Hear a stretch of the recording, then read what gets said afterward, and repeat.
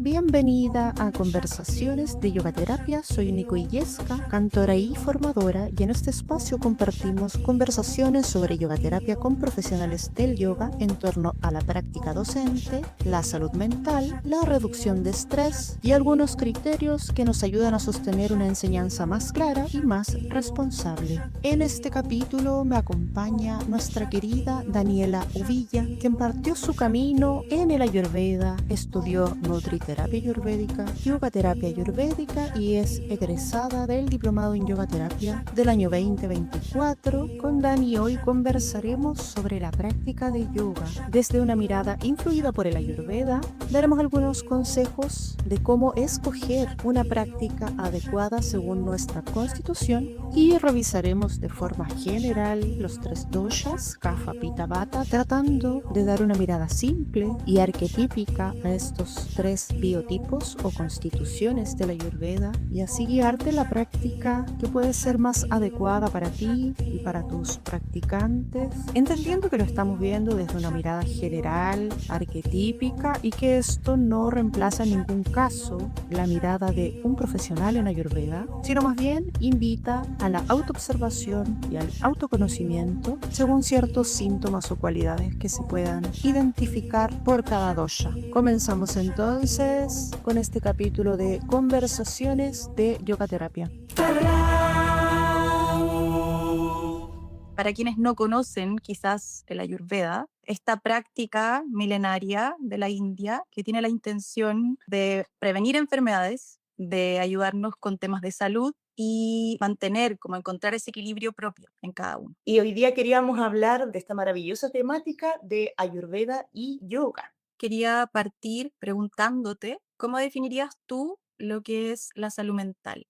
La salud mental a veces se asocia a trastornos, ¿no? Pero la salud mental en realidad es un estado de bienestar mental que involucra nuestras relaciones interpersonales, nuestra relación con el mundo interno, nuestro manejo o administración de estrés, de emociones. Entonces, en realidad la salud mental como concepto se basa en un estado de bienestar, en un entorno también. Entonces, mucho más amplio de lo que para algunas personas es. Generalmente se habla de salud mental cuando hay enfermedad, pero en realidad abarca un estado de bienestar mental y eso implica también la vinculación, tanto con nosotras mismas como con el medio. Y dentro de eso también está el famoso problema del estrés. Es un factor de la salud mental muy importante y en general lo pondría como una base, ¿no? Que de ahí pueden derivar muchas otras cosas. Muchas personas adultas habitan el estrés, entonces a veces vemos la salud mental como allá lejos, alguien que tiene depresión, alguien que tiene trastorno de ansiedad, qué sé yo, pero es algo más cotidiano, en realidad es algo que nos compete a todas, como personas, como sociedad también. Sí, yo siento desde la experiencia que he tenido que hay una especie de estigmatización con respecto al tema. Las personas o lo guardan mucho porque no quieren comentar esto, porque en el fondo tampoco es algo simple, pero también creo que es súper importante comenzar a hacernos cargo desde la prevención, desde tener ciertas prácticas que sean para cada uno beneficiosas, porque tampoco eso es generalizable. En el fondo lo que estamos planteando acá es que todos somos seres individuales, hay ciertas prácticas que nos pueden ayudar a todos, pero hay enfoques diferentes para cada uno dentro de nuestra individualidad. Entonces, desde ahí comenzar a generar este vínculo con la salud mental en relación a que es parte integral de lo que somos, de nuestro cuerpo, de nuestras emociones y de cómo nos relacionamos, como decías tú, con el entorno, con el contexto y con lo que nos pasa afuera e internamente. Sí, hay una estigmatización en realidad, pero de a poco va cambiando, ¿no? Sin embargo, todavía sigue siendo tabú, ¿no? Alguien que tiene problemas de salud mental, incluso se puede usar como ofensa, a veces hay palabras que se usan como ofensa en lo cotidiano, ¿no? Claro. O incluso como cualidades, como si fuera, no sé, hoy día ando bipolar, ¿no? Claro. Claro, porque nos falta mucho que aprender e informarnos en salud mental y por lo demás también la salud mental va cambiando sus conceptos regularmente porque es una ciencia bastante nueva en nuestro territorio. Nuestra ciencia lleva unos cientos de años nada más Ujú. unos cuantos años, entonces también ahí nos ha costado como sociedad integrar estos conceptos a lo cotidiano y normalizarlo, hablarlo. Sí, Seguro que nos apoyaría mucho, nos apoyaríamos mucho más si estuviéramos más al tanto, claro. ¿no? Informadas.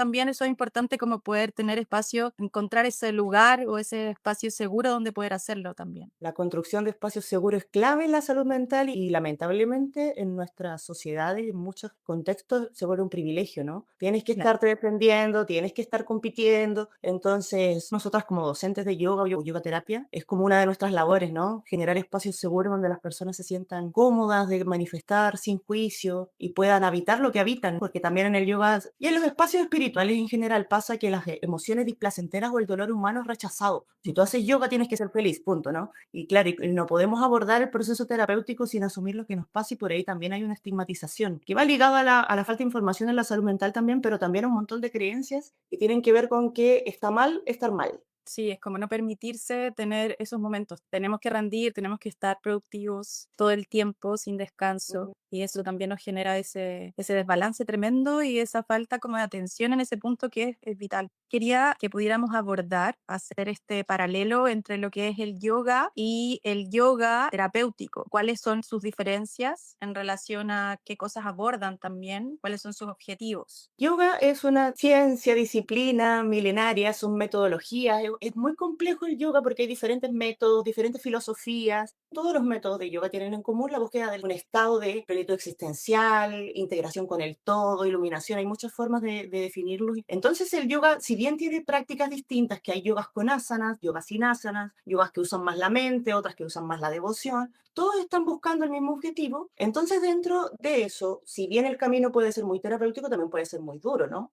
Claro. En cambio, la yoga terapia lo que hace es aportar mediante las técnicas de yoga a un problema de salud específico. Entonces, cuando decimos yoga para el insomnio, eso es yoga terapia. Yoga para la ansiedad, eso es yoga terapia. Usar las técnicas de yoga con un objetivo de ayudar a un desequilibrio es la yoga terapia. No está buscando directamente el samadhi. Y por ende también las técnicas que se aplican son específicas. No le va a servir de igual forma a una persona diabética, a otra con depresión, a otra con ansiedad. Las técnicas que se aplican son específicas para aportar a ese desequilibrio y que la persona vaya sintiéndose mejor. Sí, yo quería compartir una experiencia que tuve en relación a antes de iniciar este camino de yoga terapia, porque si bien trabajaba el Ayurveda desde una vereda terapéutica, pero no el yoga, y que en el fondo también está esta cosa como el yoga es bueno para todos, y no se especifica qué tipo de yoga es bueno para quién o para cuál persona. Entonces me pasó que yo tengo un elemento, desde la Ayurveda hablándolo, un elemento fuego muy alto. Y una de mis últimas prácticas fue vincularme con el Ashtanga Vinyasa Yoga. Y claro, me empecé a dar cuenta que me conectaba con mucha autoexigencia o perfeccionismo desde mi vereda como personal. Y poco a poco, a través de esa observación, bueno, y de otras herramientas que había podido aprender en el camino, darme cuenta que no era una práctica que me llevaba a mí personalmente a un estado de equilibrio o balance dentro de lo que a mí me conforma. Ujú. Entonces fue súper interesante cuando llegué al yoga terapéutico poder darme cuenta de esto, porque no lo había visto hasta que llegué ahí. Fue como, wow, como que empezaron a salir muchas cosas y dije, oh, increíble esto, sí, me hace mucho sentido, lo conectamos con el Ayurveda y en el fondo sí, se sustenta todo esto y lo estoy viviendo en mis emociones, lo estoy viviendo en mi cuerpo físico, lo estoy viviendo en mi mente. Entonces desde ahí ha sido muy revelador el camino en relación a esta parte más terapéutica, con un enfoque más específico para cada ser. Ujú. Claro, se habla de que el yoga es terapéutico, ¿no? Y a veces se cree que el yoga es una terapia, pero en realidad es otra cosa, es una disciplina muy profunda, con una búsqueda muy intensa, ¿no? Y un objetivo muy claro. Y claro, y dentro de eso hay tantas prácticas, hay unas más suaves, hay otras más dinámicas, hay otras más calientes, hay otras más frías. Y de pronto, abordando el tema de la salud mental y desde la línea terapéutica, no toda práctica le hace bien a todo el mundo, ¿no? Como decías tú de tu experiencia, tener un elemento fuego muy alto e ir a prácticas que te suben el fuego, de pronto te puede estar desregulando sin querer, ¿no? Sí. Sin querer, porque nos falta información en el fondo para decidir qué tipo de práctica es lo que nos vendría mejor terapéuticamente hablando. Vamos a contextualizar un poquito. El Ayurveda, como práctica milenaria proveniente de la India, se basa en que hay 5 elementos, ¿ya? Los Panchamahabhutas. Son 5 elementos que están existentes en todo lo que nos rodea y en nosotros también.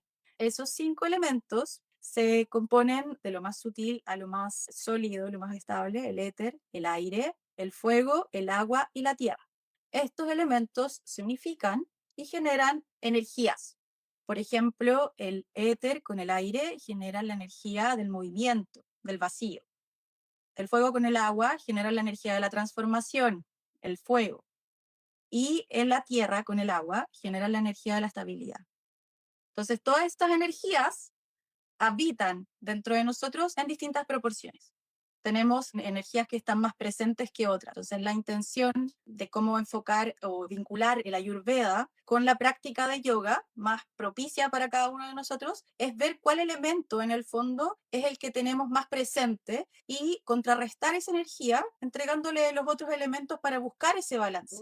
Para que no nos disparemos con un elemento, por ejemplo, desde mi vereda, el fuego, y yo voy a generar comidas, por ejemplo, comidas muy picantes, que me van a desbalancear, o movimientos más rápidos, dinámicos, con mucho calor, que me van a desbalancear mucho más ese fuego. Entonces, ¿qué hacemos? Generamos prácticas que sean, en el fondo, con elementos que apacigüen ese fuego, más frías, un poquito más fluidas quizás, no con tanta exigencia. Podemos ver que, por ejemplo, una persona que tenga mucho aire, o sea, un poco más errática, esté en mayor movimiento, que incluso haya momentos en que tiene tantas cosas por hacer que se le puede olvidar comer una comida o incluso ir al baño, eh, tenemos que entregarle más tierrita a esa persona, prácticas que lo enraícen, que le generen una estabilidad, un centro, que permitan que toda esa capacidad creativa que existe pueda fluir, pero dentro de una estabilidad.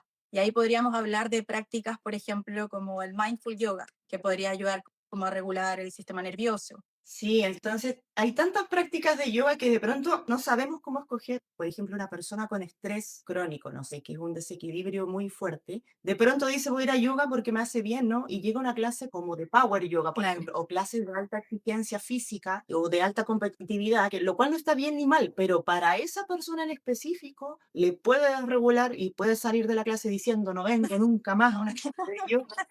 Porque no Odio era, el yoga, sí, odio el yoga, odio el quiero un yoga. yoga. Claro, porque no era lo que estaba necesitando en el Claro. fondo y de pronto nos falta información. Y también a nosotros como docentes en la convocatoria de Ujú. pronto, porque a veces no tenemos tan claro que nuestras clases pueden estar contraindicadas para ciertos desequilibrios y nos llega de todo, ¿no? Nos falta a veces un poco claridad comunicativa en eso, ¿no? Que tal vez una clase de Power Yoga no es la más ideal para una persona en su primera práctica con estrés crónico. No va por ahí el asunto. Tal vez debiese hacer algo más restaurativo, o yoga nidra, o mindful yoga. Entonces, de pronto la gente busca el yoga como una herramienta terapéutica, sin embargo, no está tan claro cuál práctica. Podríamos dar algunos tips, Dani, más allá de esto de los elementos y todo, como síntomas que podemos presentar y sugerir algunas prácticas, ¿te parece? Sí, sí, me parece súper más objetivo. Podríamos hablar quizás de personas que pueden sufrir de irritabilidad o de inflamaciones, por ejemplo, desde inflamaciones cutáneas, inflamaciones internas o que sienten que son más propensas a ir al baño, heces más sueltas, con más fuego interno, más quemante, quizás prácticas que podrían ser más ligadas a una práctica más fluida, podría ser una práctica más lunar, con una energía más fría, Nos estamos refiriendo en el fondo a un tipo de persona que tiene unos síntomas como ligados al calor, ¿cierto? al fuego. Irritaciones, ante el estrés, por ejemplo, un síntoma de estrés es ponerse malhumorado, que no toda la gente se malhumora, ¿no? Hay otra gente que le da miedo, hay otra gente que se dispersa. Entonces, esos síntomas que se pueden englobar dentro del fueguito, Ujú. en general nosotros les vamos a recomendar que hagan prácticas más fluidas, que bajen un poco esa intensidad, porque si al fueguito le sumamos movimiento y le sumamos exigencia, ese fueguito en vez de ser una fogata maravillosa va a ser un incendio, Va a quemar todo a su alrededor. va a quemar todo.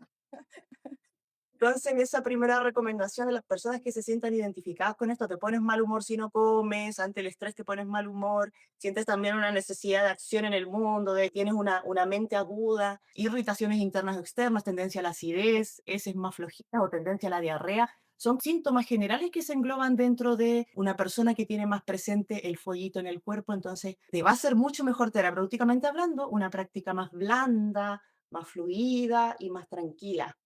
Sí, totalmente. Que te invite un poquito más a rendirte, más que a tener ese control, ¿no? Como que los elementos fuego, estamos ahí siempre como queriendo tener un poco el control sobre ciertas cosas y eso nos invita un poco a soltar y a flexibilizar también las situaciones y las cosas que nos rodean. Ujú.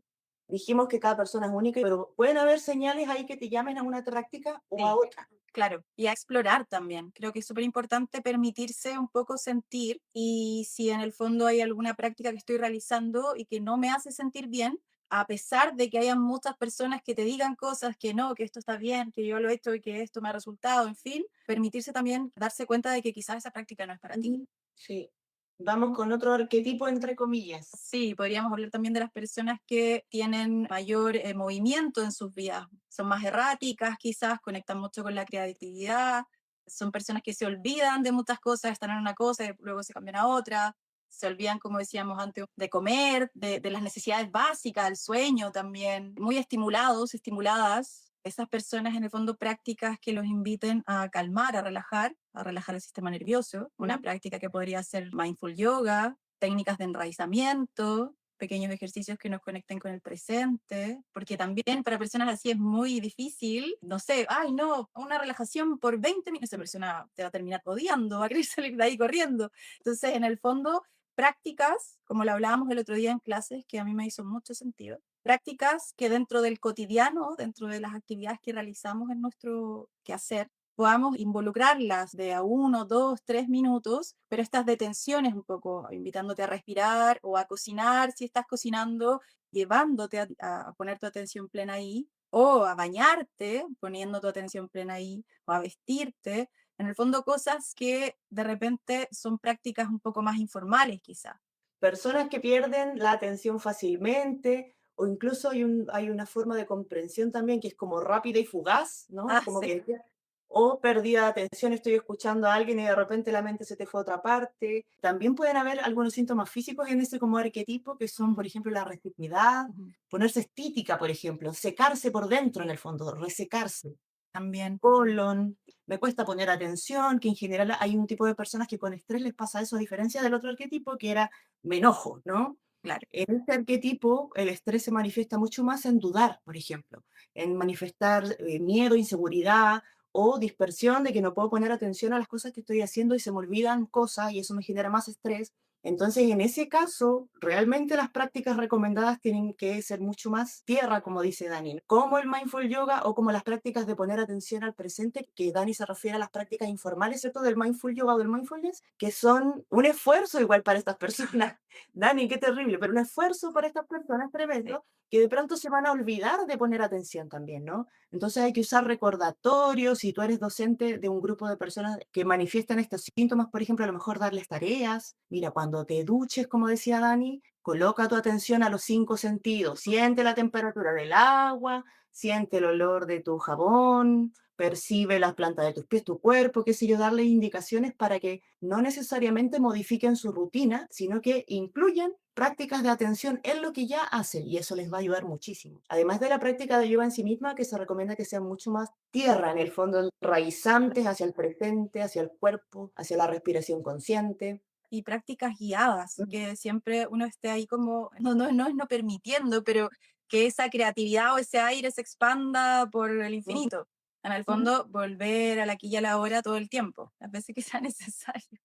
Y es un desafío, así Sí, como para el pita no enojarse y soltar el control es un desafío, para el fueguito no, para este otro arquetipo mantener la atención es un gran desafío. Entonces también quiero hacer un llamado a nosotras como docentes a tener paciencia, que de pronto va a haber una persona a fuego y dice, pero es que esta persona no pone atención. Tengamos paciencia, sí. tengamos paciencia que somos diversas, son muy distintas todas unas de otras. Sí, eso es súper importante con hacer el hincapié, está todo muy generalizado. Y eso hace que consciente o inconscientemente busquemos cómo encasillarnos en algo y no Mm. permitamos explorar o experimentar ciertas cosas en nuestro cuerpo físico, en nuestro cuerpo emocional y mental, que nos puedan guiar hacia lo que realmente necesitamos como seres individuales. Claro, y eso requiere mucho autoconocimiento también y como un tipo de valentía, le digo yo, ¿no? De mirarse, a ver quién soy realmente, ¿no? Totalmente. Es un camino que yo creo que en el fondo uno inicia y siempre está en este ciclo un poco en espiral, que a veces como que creemos que vamos, vamos para arriba, buenísimo, y de repente, pum, de nuevo algo nos tira no sé cuántos pasos para atrás y decimos, chuta, ¿qué pasó aquí? Bueno, no importa, como que con el tiempo te sabís que tenías esos como saltos y de repente esos caminos que van y vienen, porque no avanzamos en línea recta. Entonces también está bonito verlo por ahí, como decías tú, como nosotras tener paciencia como docentes, pero también las personas que están en la práctica o queriendo experimentar cambios de hábitos, cambios de vida, medicinas holísticas, en fin, que se tengan esa paciencia y ese amorcito en el proceso. Sí, sí, a veces nos exigimos mucho, ¿no? de a poquito. Y creo que nos queda un arquetipo, ¿no? Nos queda un arquetipo. Voy yo, Dale, lo inicio yo y tú lo terminas. Ya. ya. Hay otro arquetipo que podríamos decir que tiene un metabolismo más lento, que tal vez necesita más horas de sueño, que tal vez tiene tendencia a la pereza, a la flojera, ¿no? Es decir, uy, me cuesta levantarme. También hay una forma de apegarse a ciertas cosas. En vez de cambiarlos, prefiero quedarme quieta, lo cual tiene cosas maravillosas y cosas desequilibrantes. El desequilibrio está en cuando tenemos exceso de pereza y no podemos actuar, por ejemplo, o nuestro metabolismo está demasiado lento o tendemos a acumular incluso en el cuerpo. En esos casos, la práctica recomendada para ese arquetipo o esos síntomas serían prácticas más activas y dinámicas y que suban un poco el fuego y que te activen la corporalidad, hacer en las mañanas Surya Namaskar o no sé, hacer cosas simples como saltar un poquito en la mañana, activar el cuerpo, mover el líquido del cuerpo también le viene muy, muy bien a ese arquetipo. Y las personas que manifiestan este arquetipo que tienen tendencia a, con el estrés también se paralizan un poco, a Claro. diferencia de los otros. Uno se enoja, el otro le da miedo o dispersión mental. Este arquetipo en realidad se queda quieto, soportando, soportando, soportando mientras pueda, ¿no? Además que hay una capacidad de resistencia también muy alta, entonces de Sí. pronto eso ya se quiebra y ahí vienen desequilibrios. Sí, creo que son personas o seres que en el fondo toleran mucho, tienen mucha capacidad de aguante, como dices tú, y en un momento ya colapsan porque en el fondo ya no hay una forma como de votar. Creo que estas prácticas, que son más activantes, energizantes, les ayudan a movilizar y a botar todo esto, desarmar un poquito la estructura, darle un poquito de aire, movilizarla con un poquito de calor, y eso genera mayor flexibilidad. Quizás trabajar también un poco más el desapego, creencias en relación casi siempre un poco más ligadas quizás al pasado, más que a un tiempo futuro o presente, siempre con esa conexión más de lo que fue. Entonces, ahí podríamos hablar como prácticas más dinámicas, quizás de alguna práctica, quizás una ashtanga o power yoga, quizás algo que nos invite a movilizarnos más, obviamente observando los límites del cuerpo, porque de repente estamos así como muy tiesos y de repente nos vamos y quizás vamos a terminar un poco revueltos y tampoco desequilibrados, pero esa tendencia podría ayudarles un poquito más a balancear esa estabilidad, a darle un poquito más de movilidad.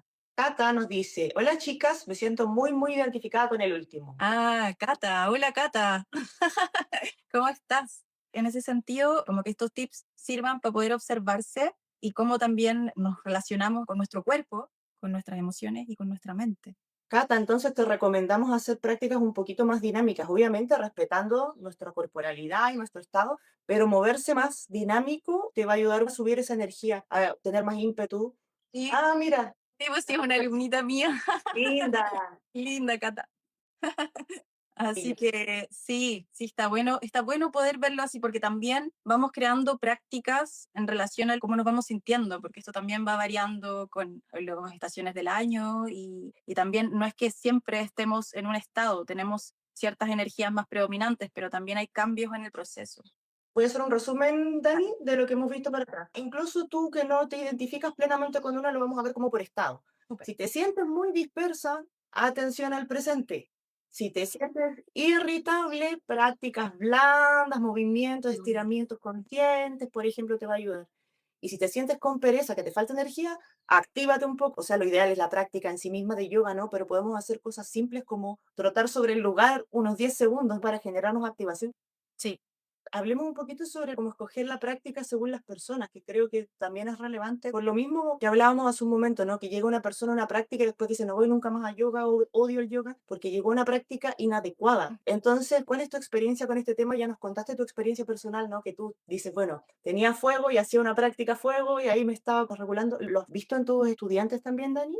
sí, mira, me ha pasado que en las sesiones que he ido dando, si bien las sesiones están determinadas primero en un enfoque en mujeres, más que nada como ligadas al empoderamiento, la autonomía, la soberanía personal, me ha pasado que hay muchos conceptos o ideas preconcebidas de la práctica. Hay muchos temas con la flexibilidad, con un estereotipo de cómo debo, qué me tengo que poner, si tengo esto o lo otro. Entonces al final nos vamos poniendo como ciertos bloqueos para conectar con la práctica y muy desde quizás lo que se ve un poco en Occidente, que es solamente el cuerpo físico, como la imagen de una mujer, lo voy a poner en este caso, esbelta, muy flexible, que en el fondo genera un cierto rechazo y es como, la verdad que esto no es para mí. Entonces, en las prácticas que he ido facilitando, siempre estoy hablando sobre este tema para poder acercar la práctica desde esa mirada de autoconocimiento, de experimentar, de explorar distintas prácticas en el cuerpo físico y también ir viendo los cambios o las modificaciones que se van generando también en nuestros otros cuerpos, también conectándolos dentro de la práctica. No es solo una práctica que va hacia el cuerpo físico, sino que también nos invita a conectar con lo que es sagrado para cada una, con nuestra mente también, sin esa intención que yo creo que todos en algún momento pasamos sin tener estas herramientas. Mi mente es mi enemiga,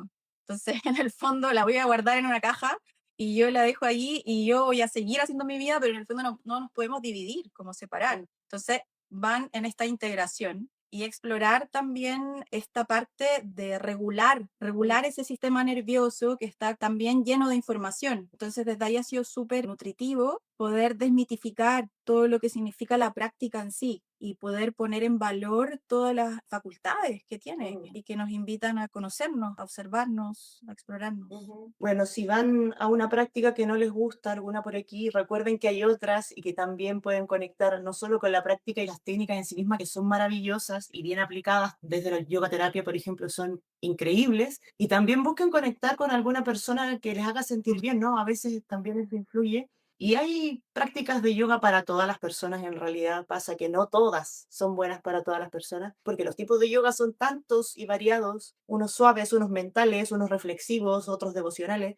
Te aseguro que puede haber una práctica que te ayude a estar mejor en el fondo. Sí, como abrirse a la posibilidad y poder buscar esos espacios donde uno se sienta bien, se sienta que puede ser y no está como en el fondo con estas cosas que a veces nos pasan y creo que a mí me pasaron mucho, en ciertas incomodidades que no me permitían, por ejemplo, en realizar una postura. Era tan incómoda la sensación que quizás me conectaba mucho más con la ansiedad o con alguna emoción que no me permitía poder explorar esa práctica dentro de una postura que para mi corporalidad fuese agradable o estable. Claro. A buscar esos espacios quizás sin quedarse con esa idea de que esto es solo una cosa, sino que es bastante amplio, como dices tú. Las técnicas son muchas y las docentes también somos muchas, entonces también el estilo personal influye. Hay profes más estrictas, otras más blandas y qué sé yo, y a una nos va a acomodar una cosa más que otra. Entonces, te aseguro que en las técnicas de yoga vas a encontrar algo que te pueda ayudar, servir, mejorar tu calidad de vida, aportar a tu salud mental, pero tiene que ser algo que resuene contigo y que te haga bien, como dice Dani. Bueno, y el último consejo, yo como soy activista en la prevención de las violencias en el yoga, le tengo que decir: no te quedes en un lugar en donde te sientas vulnerada, agredida o simplemente veas que hay algo que no te gusta. No te quedes allí. Hay otros espacios y te aseguro que vas a encontrar el adecuado. Así es. Bueno, me ha encantado compartir contigo esto, Dani. También, Qué Nico, bueno. muchas gracias por todo lo que nos has enseñado, la verdad, porque ha sido un destape de muchas cosas y me ha ayudado mucho a poder enfocar la práctica personal y también el camino que decidí tomar en relación a ofrecer espacios que estén conectados con esta versatilidad para todos, para todos. Gracias, Dani, por este compartir. Me encanta. Gracias. Gracias por estar aquí. Si te interesa seguir profundizando en estos temas, en la descripción tienes un enlace con más información sobre las formaciones. Hasta un próximo episodio.